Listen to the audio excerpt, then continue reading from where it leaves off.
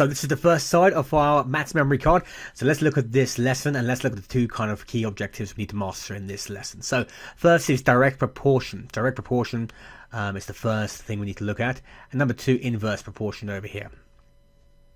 So this topic has different variations of this. Sometimes we have a table format. Sometimes we have something called multiple proportion. We have two different types of proportion questions within one. But we'll tackle all of these as the lesson goes on. This lesson is grades 7 to 8 as well over here. So again, there's space to write your favorite examples within this topic over here. And the 3 steps, 1, 2, and 3, we're going to try to tackle at the end. Turn over, please, to your toolkit. So this is your toolkit, and you should have 2 separate sections for this, A and B, because as we go along this lesson, we're going to simply write the best concise set of notes we can for parts A and B. So A will be a very simple summary box of the types of proportion, and B will show you the different graphs of the different types of proportions within this lesson.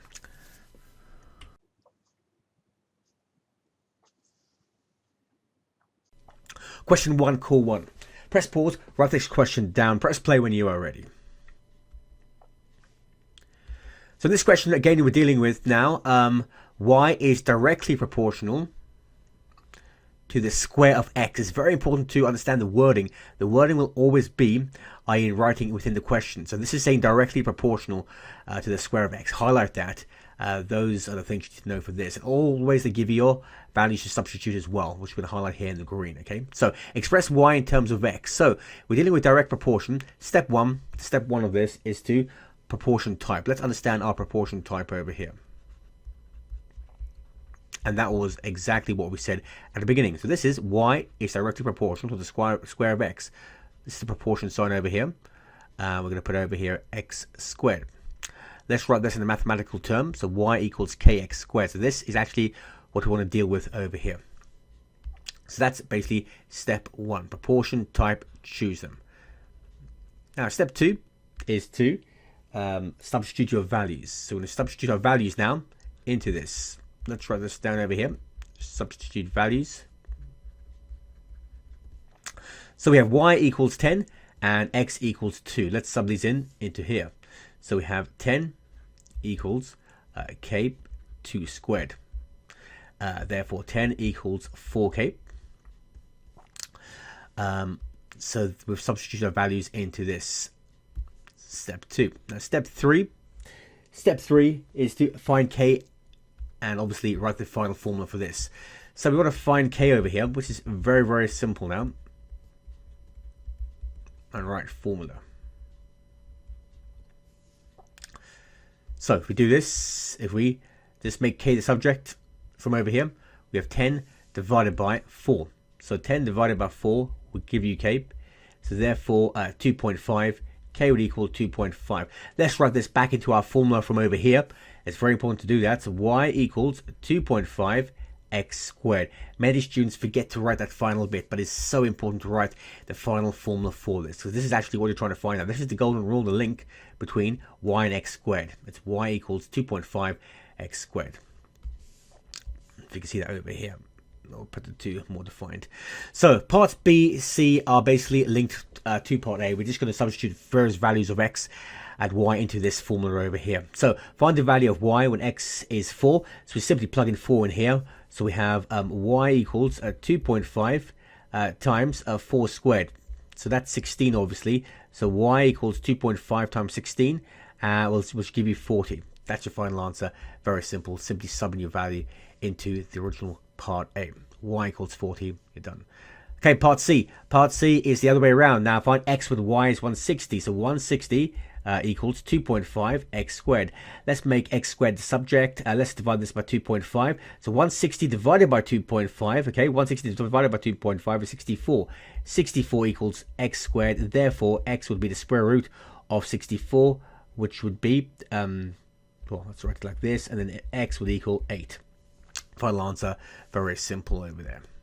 Right, part D. Part D is to sketch the graph of this. To sketch the graph, we want to obviously sketch it, not actually plot it. Okay, so really roughly, let's just draw a pair of axes here and here, and we want to sketch the graph of, let's say, this. Well, let's do the original graph. Y equals 2.5 x squared. Don't worry about the 2.5 already, the constant over here. Just understand y equals x squared. How would you plot this? Very simple. It's like an x squared graph in a way. We can just do a graph like that. So there we have it. Question 2, core 2. Press pause, write this question down, press play when you're ready. So let's go and find out what exactly this question is asking. So C is inversely proportional to M. Notice we haven't got y and x in this case. We've got c and m. That's perfectly normal, two different variables to represent this question, okay? It's more real life, in fact. So here we have inversely proportional. So you should think about the word inverse, okay? And substitution of values, they always give you this bit as well over here. Highlight these two key bits of information. So let's get straight into this. Step one is basically to find your proportion type. So this is a big clue from what we just talked about. So it'll be inverse. So it'll be C. Now notice how we're representing C instead of Y over here. It's very important you get the right variable in the right way. So this is C is inversely proportional to M. This is how you'd write it. And therefore, we'd write it like this over here. C equals K over M. Okay, that's your first step to find your proportion type. Step two is to substitute your values. So let's substitute our values in here. We have C equals 40. So we're going to look into this thing over here. 40 equals K over 5. So how do we find out K? We cross multiply. We can put imaginary 1 over here and say 40 times 5 equals 1 times K. So 40 times 5 equals 1 times K. And that's going to bring us to the third point, which obviously is to find out the value of K over here. So to find out the value of K, let's find K.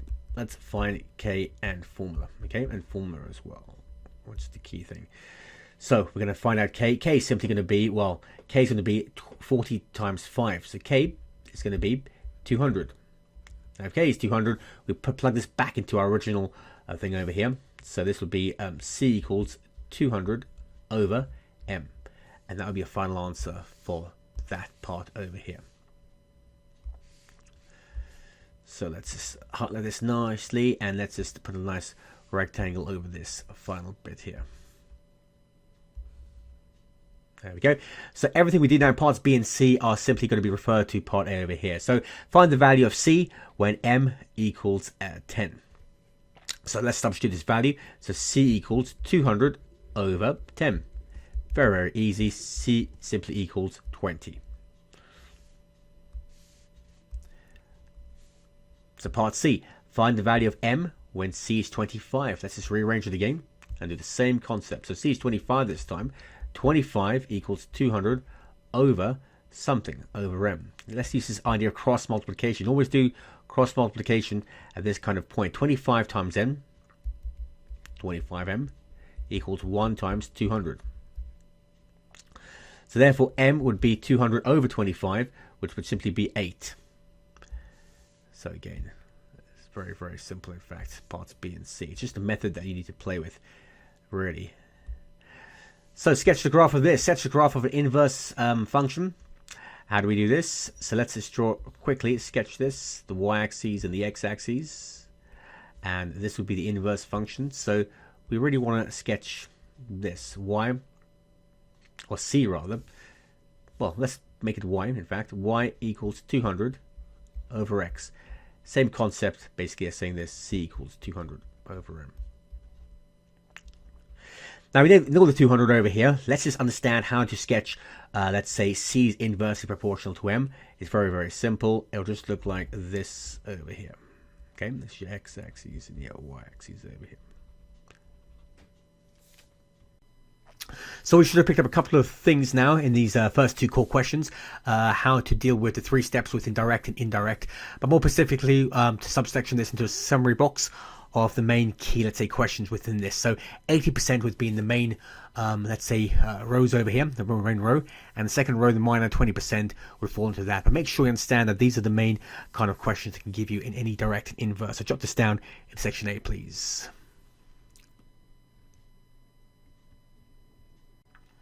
Also, here's section B.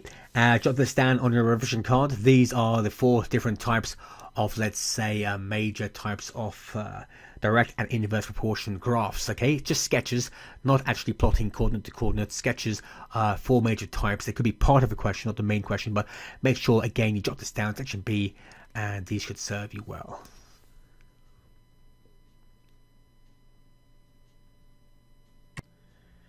Question 3, core 3. Press pause, write these questions down, parts A to D, and press play when you are ready.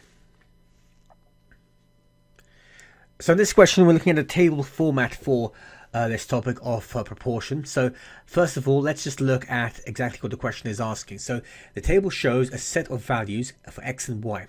Y is directly proportional, let's highlight this, to x. And let's look for some values to sub in. Now, it doesn't give us any direct values of x and y, but what we can do is look at this table and infer these from over here. So it doesn't make a difference what set we take. We'll simply take this one, but you could take 2 and 8, you could take 3 and 12, 4 and 6. Pick one of these. We'll pick these because they're lowest, so 1 and 4. So let's use these. It's the same sort of question, but it's a table format. Now directly proportional means obviously the 3 steps we'll do. So step 1, proportion type. It's directly proportional. So it'll be obviously, we'll go straight to the chase in this one. So y equals kx. Let's try to now substitute these values in. X is 1, y is 4. So wherever we see y, we're plugging in 4. And wherever we see x, we're plugging in 1. So k times 1.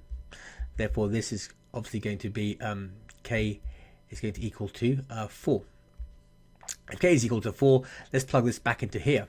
So our final answer for this one would be y equals 4x. A very, very simple question. And also, if you try any other column or set of values of coordinates, should we say, it will definitely work for that. So look back and plug it in the thing. That's the final value for this. It looks complicated, but it's simple. So we've done this. Find the value of x when y equals 24. A simple matter of subbing in this value into this formula from part A. So if y is 24, 24 equals 4x. Very simple. X equals 24 over 4, and therefore x will equal 6. Let's do a slightly different version now of this. Let's look at part C, and part C now shows us a table, and let's read the question over here. So it says the table shows a set of values for x and y. Y is inversely proportional, so this time we have inversely proportional to the square of x. And again, we have a table. Let's pick a set of values. Again, we'll pick the first set. X is 1 and y is 6, simply because they're the smallest numbers over here. But likewise, you could pick x is 2, y is 3 over 2, etc. Okay, let's create this 3 steps once again. So this would be y equals k over x squared. All right, let's plug in these values of x is 1, y is 6. So if x is 1 and y is 6, we have 6 equals k over 1 squared. We simply cross multiply this because we could do that, but the 1 underneath this, we have 2 fractions. 6 times 1 squared equals 1 times k. Therefore, k would equal 6 times 1 squared, and k would simply equal to 6. Let's plug this into our nice formula over here. So therefore, the final version of this would be a y equals 6 over x squared. All right, again, it looks complicated, but it's quite simple once you know the basic rules of how to sub these values into the formula. So we simply apply this. Part D, find the positive value of x when y equals 54. Let's sub it into over here. So y is 54. 54 equals 6 over x squared.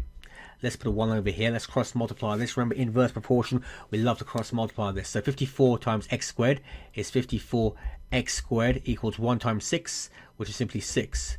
Therefore, x squared will equal 6 over 54, which actually is 1 over 9.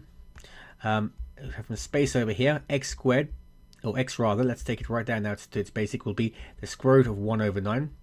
And the positive version of that will be 1 over 3. So that's your final version for part D of this. X is a third when you sub this in. Let's get this over here. There we go. delete this and this. Question 4, challenge. Press pause, write this question down, press play when you are ready. So this question is all about something called multiple proportion over here, and we're dealing with two sets of proportion questions. So y is directly proportional to d squared, and d is inversely proportional to x. So they're two different sets of proportion questions, two different ones. So you need to identify that first of all. Let's look at our sub numbers over here. We have x, y, x, and d respectively over here as well. So let's create our two equations respectively. So let's write the word multiple first, because this is what we're dealing with over here. Okay, it's important you just understand two separate equations. It's not too bad, in fact, how we can get away with this. So let's see the first one. Y, let's go straight to this, equals kd squared. I'm going to call this number 1. And maybe we'll call this number 2 over here, the second bit. So d is inversely proportional to just x, so k over x over here. So let's just sub in a few values. So over here, y equals 12, okay, and d equals 2. So let's sub these values in. So 12 equals k, and let's write this as 2 squared. 12 equals 4k. And 12 over 4 equals k, therefore k would equal 3. Let's plug this into the final version of this. So let's write our formula. So y would equal 3d squared. So that's the first bit over there. The 3 steps we did quite quickly within that. So y equals 3d squared. Let's do the same thing for our second equation over here. So d is equal to 2 and x is equal to 1. So 2 equals k over 1. Cross multiply this, always on the inverse, we can cross multiply this, so therefore we could say obviously 2 times 1, 2 times 1 over here equals 1 times k, or 1k. Therefore k equals 2, very simple, and we can rewrite this as d equals 2 over x, a final version over here. So this is not too bad how we've got two separate equations from the same question basically.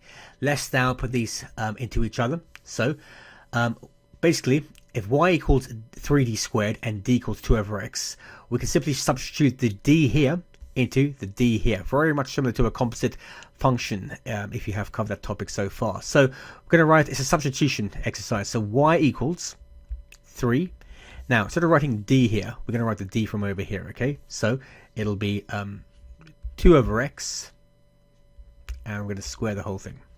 Because obviously we want to find a formula for y in terms of x, and this is going to be doing it over here. Let's simplify this over here. So y equals 3. This will be 2 squared, the numerator, and x squared, 4 over x squared. I'm going to put a 1 over here if you want to. We're timesing these two things together. So y equals 3 times 4, which is 12. We times in two fractions. And then denominator times denominator, 1 times x squared, x squared. So there we have it. Not too difficult at all. That's how you do a multiple proportion question if that comes up in the exam. So this is now the end of our maths memory card, and you should have had a few pointers now on this so far. So direct proportion, you should have mastered the basic techniques for this, and also inverse proportion, seen a few examples of this too. This space over here is an example obviously for your the best questions from this, so please write this down on here, what you have learned. And we've kind of like subsected this whole thing into 3 different clear sections over here, which are parts A, B, and C. 1, 2, and 3. Okay, so these are the 3 different stepping stones involved in any kind of direct or inverse proportion. Let's turn over to see our final toolkit. Here's your final toolkit, and this can be used now to summarize what we've covered so far, the key elements of what you need to know. So let's use this to serve us as a benchmark for our Let's Do It questions. So make sure you have these two at the back of your Maths Memory Revision card. Let's go to Let's Do It.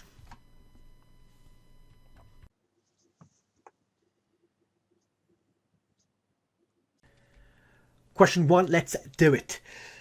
Press pause, write this question down, and press play when you are ready.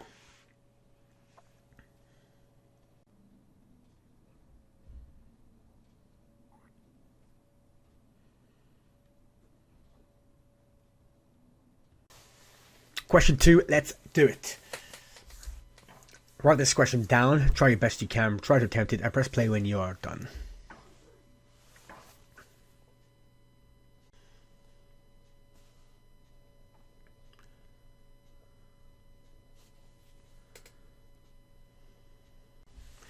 Question 3, let's do it. Press pause, write this question down, and press play when you are ready.